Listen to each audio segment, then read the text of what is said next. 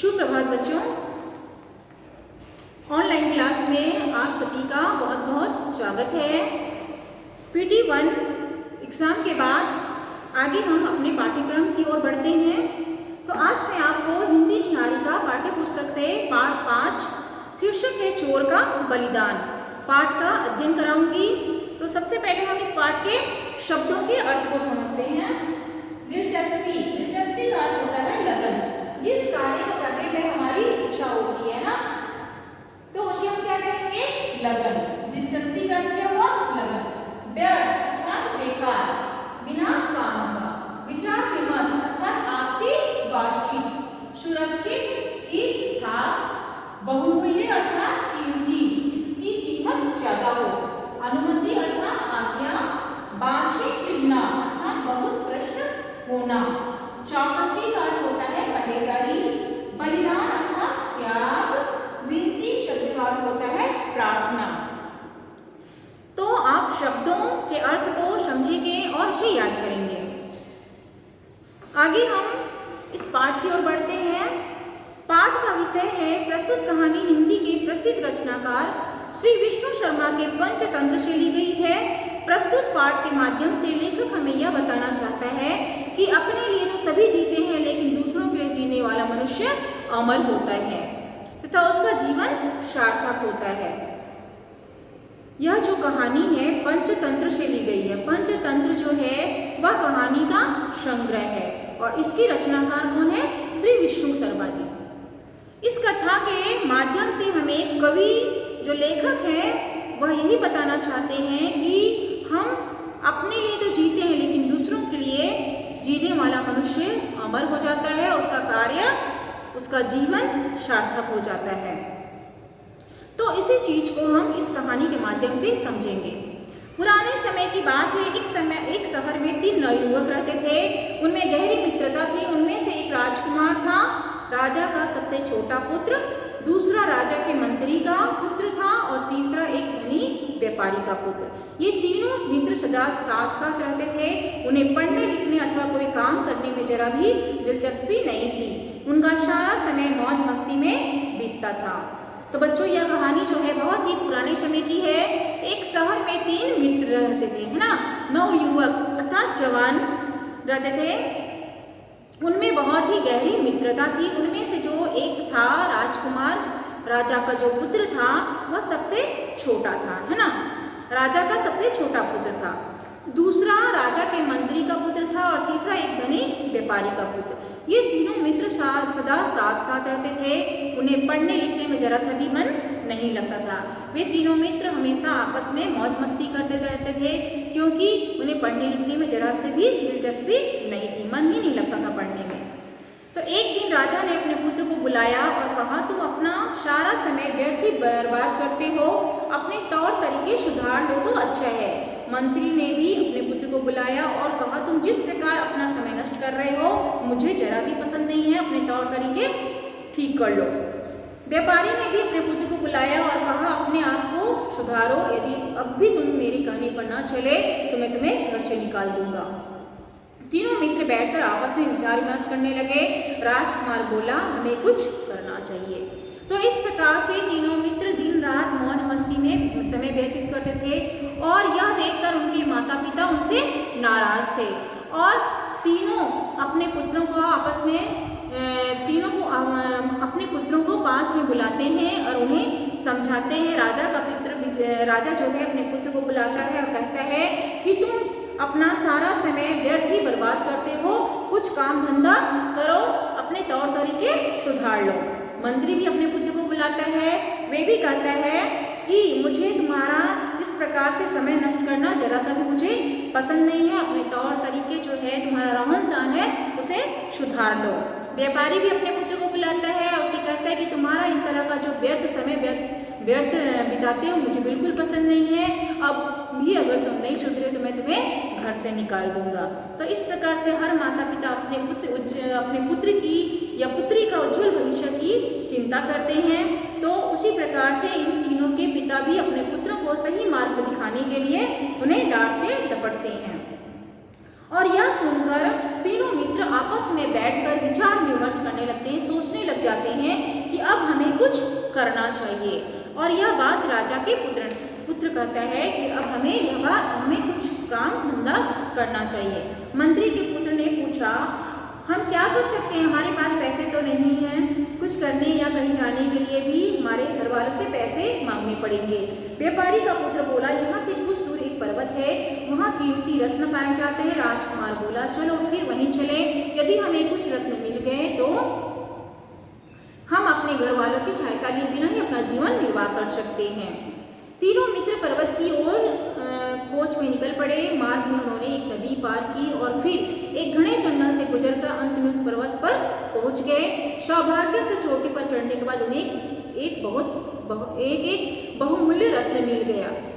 तो बच्चों, इस प्रकार से मंत्री के पुत्र ने कहा कि हम क्या कर सकते हैं, हमारे पास तो पैसे भी नहीं है, कुछ भी कार्य हम करेंगे तो हमें काम धंधा करने के लिए अपने घर वालों से पैसे मांगने पड़ेंगे। तभी व्यापारी का जो पुत्र था वह कहता है कि यहाँ से कुछ दूर पर एक पर्वत है, वहाँ कीमती रत्न मिलता है, हम वहीं चलते हैं और रत्न लेकर आते हैं।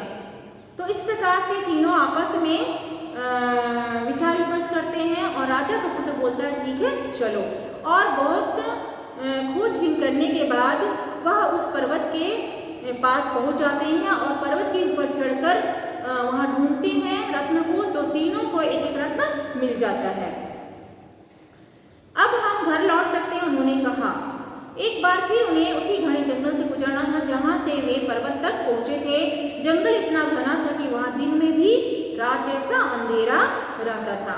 तो जब उन्हें रत्न मिल जाता है तो वे अपने घर लौटने के लिए सोचने लग जाते हैं और देखते हैं कि रात जिस प्रकार से हमने आधे समय जंगल पार किया था, तो हमें जाते समय भी हमें क्या करना पड़ेगा, इस घनघोर जंगल को पार करना पड़ेगा। और जंगल इतना घना था कि दिन में भी अंधेरा छाया हुआ रहता था। व्यापारी का पुत्र बोला, जंगल में लुटेरे और चोर होते हैं, वे हमारी हत्या कर हमसे रत्न छीन सकते हैं। राजकुमार ने कहा, बात तो सच है, अब हमें कोई ऐसा रास्ता ढूंढने चाहिए जिससे ये रत्न घर तक सुरक्षित पहुंच सके। मंत्री पुत्र ने सलाह दी, मेरी मानो तो जंगल में से गुजरने से पहले हमें अपना अपना रत्न निगल लेना चाहिए, वे हमारे पेट में सुरक्षित रहेंगे। तब जब वे घर लौटने की बात करने लग जाते हैं तो व्यापारी का जो पुत्र था वह कहता है कि रास्ते में लुटेरे चोर मिलेंगे और हमारे रत्न जो है हमसे छीन लेंगे। तो राजकुमार ने कहा कि हाँ, यह बात तो सही है, हमें कोई रास्ता ढूंढना चाहिए। जितने में ही मंत्री का जो पुत्र था वह सलाह देता है उन दोनों को कि हमें यह जरूरत नहीं है, हमें निगल लेना चाहिए, जिससे यह रत्न जो हमारे पेट में सुरक्षित रहेगा और किसी को मालूम भी नहीं चलेगा। राजकुमार बोला, विचार तो अच्छा है, इस प्रकार किसी को यह पता नहीं चलेगा कि रत्न कहाँ है। जब वे जंगल के समीप पहुंचे तो भोजन करने के लिए रुके। भोजन के साथ ही सब अपना अपना रत्न निकल गए। दुर्भाग्य से एक चोर उन तीनों का पीछा कर रहा था। उन्होंने तीनों की बातें सुन ली थी और उन्हें रत्न निकलते भी देख लिया था। चोर प्रसन्न था, उसने तीनों मित्रों की हत्या कर रत्न हत्या लेने की एक योजना बनाई।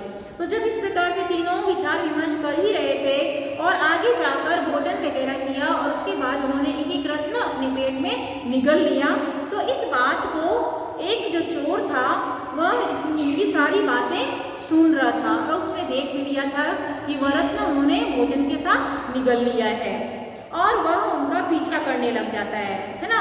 और तीनों जो मित्र थे उनकी हत्या करने का वह योजना भी बना लेता है। जब तीनों जंगल से घुसने लगे तो चोर उनके पास आकर बोला, श्रीमान आगे जंगल बहुत घना है, मुझे अकेले जाने में भय लगता है, क्या मैं भी आपके साथ चल सकता हूँ। तीनों मित्रों ने उसे अपने साथ चलने की अनुमति दे दी। अपने दल में एक और व्यक्ति आ मिलने से वे प्रसन्न थे कि 3 से 4 बने और इस प्रकार चोर योजना बनाकर उनके साथ में आने का प्रयत्न करता है। कहते हैं कि श्रीमान आगे बहुत ही घनघोर जंगल है और मुझे इस घनघोर जंगल में डर लगता है, तो मैं आपके साथ आ सकता हूँ क्या? और वो तीनों जो मित्र थे वे भी सोचते हैं कि हम 3 हैं, एक और आ गया है तो और अच्छा हो गया है कि हम चारों इस जंगल को एक साथ पार करेंगे। जंगल के बीच में एक गांव था। गांव के मुखिया के पास एक तोता था। मुखिया को अपना तोता बहुत प्यारा था। वह तोते की सारी बातें समझता था। उसे विश्वास था कि उसका तोता सदा सच बोलता है। चलते चलते चारों युवक उस गांव में पहुंचे। जब वे मुखिया के घर के सामने से गुजर रहे थे तो तोता बोलने लगा, यात्रियों के पास रत्न है, यात्रियों के पास रत्न है। ये सुनकर मुखिया की बाँछें खिल गई। उसने भी रत्न हथियार लेने का निश्चय किया। उसने शीघ्र ही अपने आदमियों को यात्रियों को पकड़ने के लिए भेजा। चारों यात्रियों को तुरंत मुखिया के सामने उपस्थित किया गया। तो इस प्रकार से जब चारों जंगल से गुजरने लगते हैं तो जंगल के बीच में एक मुखिया का गांव आता है। एक गांव आता है जहां पर गांव के मुखिया के पास एक तोता था और वह तोता की सारी बात वह मुखिया समझता था और उसे विश्वास था कि तोता जो है वह मेरा जो तोता है वह हमेशा सत्य बोलता है। और इस प्रकार से जब वह रास्ते से गुजर रहे, वे चारों रास्ते से गुजर रहे थे तो तोता ने कहा कि इनके पास में यात्रियों के पास क्या है, रत्न है, यात्रियों के पास रत्न है। और यह सुनकर मुखिया बहुत ही खुश हो जाता है, बहुत ही प्रसन्न हो जाता है और उन यात्रियों से रत्न छीनने के लिए, हथियार लेने के लिए वे आदमियों को पकड़ने के लिए भेजता है। मुखिया ने उनकी तलाशी ली किंतु उन्हें रत्न ना मिले। उसने मन ही मन सोचा कि शायद मेरे तोते से गलती हो गई है। उसने अपने आदमियों को आदेश दिया कि यात्रियों को छोड़ दे। चारों फिर अपनी यात्रा पर आगे बढ़े। ज्यों ही वे गांव से बाहर निकले तोते ने फिर रट लगाई, यात्रियों के पास रत्न है, यात्रियों के पास रत्न है। मुखिया सोचने लगा, मेरा तोता सदा सच बोलता है, हो ना हो वे मुझे मूर्ख बना गए, उनके पास रत्न अवश्य है। तो जब इस प्रकार से मुखिया के तोते ने कहा कि यात्रियों के पास रत्न है तो मुखिया जो है वह उनकी जांच पड़ताल करवाता है लेकिन रत्न नहीं मिलता है और उन्हें छोड़ देता है। जब वे यात्री आगे और बढ़ते हैं तो मुखिया का जो तोता था फिर से कहता है कि यात्रियों के पास रत्न है, यात्रियों के पास रत्न है। तो मुखिया सोचने लग जाता है कि मेरा तोता जो है कभी झूठ नहीं बोलता, हमेशा सत्य बोलता है, हो ना हो मुझे उन यात्रियों ने मूर्ख बनाने का प्रयास किया है और वापस अपने आदमियों को पकड़ने के लिए भेज देता है। चारों यात्रियों को पकड़कर मुखिया के सामने लाया गया। इस बार मुखिया ने उनके वस्त्र उतरवाकर तलाशी ली मगर फिर भी उसे रत्न न मिले। मुखिया ने यात्रियों से कहा, देखो मेरा तोता कभी झूठ नहीं बोलता, यदि इसने कहा है कि तुम लोगों के पास रत्न है तो तुम लोगों के पास रत्न अवश्य है, जल्दी से अपने अपने रत्न मुझे दे दो। यात्री बोले, यदि हमारे पास रत्न होते तो आपको मिल गए होते, हमारे पास रत्न नहीं है, हमें अपने घर जाने दो। मुखिया बोला, तलाशी में तो रत्न नहीं मिले, लगता है तुम लोगों ने निगल लिए हैं। चारों युवक चुप हो गए। तो जब इस प्रकार से तोता फिर रटता है कि उन यात्रियों के पास में रत्न है तो वह जो मुखिया था अपने आदमियों को भेजकर उनको पकड़वा के सामने लाता है और कहता है कि मेरा तोता है, कभी झूठ नहीं बोलता है, तुम्हारे पास रत्न जरूर है, हो ना हो तुमने रत्न को निगल लिया है। जब यह बात सुनता है तो चारों जो युवक थे वे बिल्कुल चुपचाप हो जाते हैं और इस चुपचापी से जो मुखिया का संदेश जो शक था वह सत्य में बदल जाता है ना। मुखिया पुनः बोला, मैं जानता हूँ मुझे क्या करना चाहिए, कल प्रातः मैं तुम्हारे पेट चीर डालूंगा, तब मुझे रत्न अवश्य ही प्राप्त हो जाएंगे। इसके बाद मुखिया ने उन चारों यात्रियों को एक कोठरी में बंद कर दिया। बाहर कुछ आदमी को उनकी चौकसी के लिए बैठा दिया और वह जो मुखिया था वह कहता है कि मुझे मालूम है मुझे क्या करना चाहिए, कल सुबह ही, प्रातः का अर्थ क्या होता है, सुबह, मैं तुम्हारे पेट को चीर दूंगा और मुझे रत्न मिल जाएंगे। और इसके बाद उन यात्रियों को एक कोठरी में बंद कर देता है और कुछ आदमियों को उनकी चौकसी अर्थात पहरेदारी के लिए बैठा देता है। रात भर चारों यात्रियों में से कोई भी ना सो सका, डर के मारे उनका बुरा हाल था। उनके मस्तिष्क में बार बार यही विचार आ रहा था कि अगली सुबह उन्हें मौत के घाट उतार दिया जाएगा, उन्हें बचने का कोई रास्ता सुझाई नहीं दे रहा था। और इस प्रकार से रात भर उन चारों को नींद नहीं आती है। वे सोचते हैं कि सुबह होते ही हमारी प्राण वे ले लेंगे। चोर बैठे बैठे सोच रहा था कि बेचारे बिना अपराध मारे जाएंगे। तभी उसे एक उपाय सूझा। उसने सोचा, मेरे पेट में तो कोई रत्न है नहीं, यदि मैं मुखिया से कहूँ कि वह पहले मुझे मारे तो मुझसे मेरे पेट से तो कुछ नहीं मिलने वाला है, तब वह सोचेगा कि हम में से किसी के पास रत्न नहीं है, सो शायद वह इन लोगों को छोड़ दे।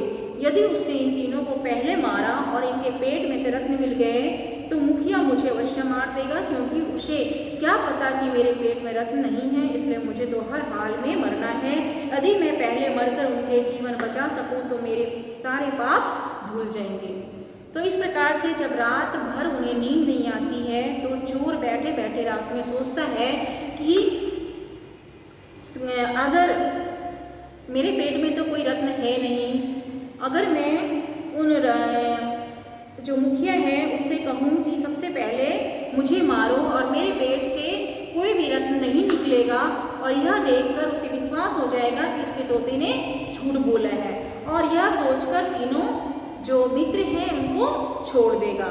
और इस प्रकार से किसी भी हाल में मुझे तो मरना ही है, तो क्यों ना मैं इनके जीवन बचाकर मरूं, ताकि मेरे द्वारा जो किए हुए पाप हैं वो सारे पाप धुल जाएंगे। और यही सोचता है। सुबह हुई, मुखिया चारों मित्रों के पेट चीर डालने के लिए तैयार हुआ। चोर ने मुखिया से विनती की कि मारने से पहले वह उसकी बात सुन ले। वह बोला, मैं अपने भाइयों से बहुत प्रेम करता हूँ, उन्हें मरता हुआ नहीं देख सकता, कृपा करके पहले मेरा पेट चीरा जाए। और इस प्रकार से चोर रात में जो उपाय करता है, तो जब सुबह होती है तो मुखिया जो है वह चारों के पेट चीरने के लिए तैयार हो जाता है। इतने में ही चोर कहता है कि मैं अपने भाइयों से बहुत ही ज़्यादा प्रेम करता हूँ और इसलिए सबसे पहले मेरा पेट चीरा जाए। मुखिया ने सोचा कि मरना तो सभी को है, उसमें आगे पीछे क्या, इसलिए वह तुरंत तैयार हो गया। चोर का पेट चीरा गया। खेद, मुखिया को उसमें से कुछ भी नहीं मिला। हाय, वह बोला, मैंने तो व्यर्थ ही इस व्यक्ति की हत्या कर दी, मुझे घोर पाप लगेगा, मेरे तोते ने सचमुच झूठ बोला है। मुखिया ने बाकी मित्रों को छोड़ दिया, वे अपने घरों को चल दिए। बाद में वे अपना अपना रत्न बेचकर धनी हो गए। जब भी वे मित्र आपस में मिलते उस चोर मित्र को यह अवश्य याद करते जिसने उनके प्राण बचाने के लिए अपना जीवन बलिदान कर दिया था। तो इस प्रकार से जब चोर जो है कहता है कि मैं अपने भाइयों से बहुत ही प्रेम करता हूँ, सो सबसे पहले मेरा पेट आप चीरिए। मुखिया भी सोचता है कि पहले इसका ही चीरूं चाहे किसी और का, बात तो बराबर है, इसलिए सबसे पहले उस चोर का पेट चीरता है। और जब उसका पेट चीरता है तो देखता है कुछ भी रत्न नहीं निकलता है, और यह देखकर मुखिया बहुत ही पछताता है। कहता है कि मुझसे पाप हो गया है और मुझे तो बहुत ही ज़्यादा पाप लगेगा, मेरा जो तोता है वह झूठ बोलता है, मेरे तोते ने झूठ बोला है। और इस प्रकार से देखकर कि पहला जो व्यक्ति है उसके पेट चीरने पर कोई रत्न नहीं निकलता है, तो वह तीनों जो मित्र थे उनको छोड़ देता है, और वे तीनों मित्र अपने घर पहुंच जाते हैं।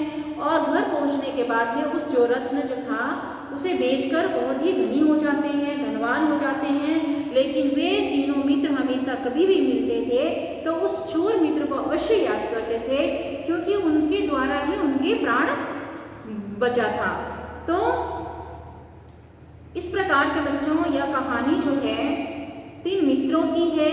इस पाठ में हमें यही शिक्षा मिलती है कि हम अपने लिए तो जीते हैं, लेकिन दूसरों के लिए भी हमें कुछ काम ऐसा करना चाहिए जिससे हमारा कार्य अमर हो जाए, सार्थक हो जाए। और हमें इस पाठ से यह भी शिक्षा मिलती है कि हमें ज़्यादा लालच नहीं करना चाहिए। लालच के कारण ही वह जो चोर था वह अपना जान से हाथ धो बैठता है ना। तो इस प्रकार से हमें यही शिक्षा मिलती है इस पाठ से कि हमें दूसरों के लिए जीना चाहिए, उनके लिए उनके हित में सोचना चाहिए, उनके लिए अच्छे काम करने चाहिए, कभी भी हमें बुरा काम नहीं करना चाहिए या गलत संगति नहीं रखनी चाहिए, चोरी नहीं करनी चाहिए।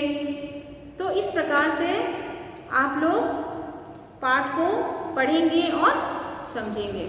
धन्यवाद।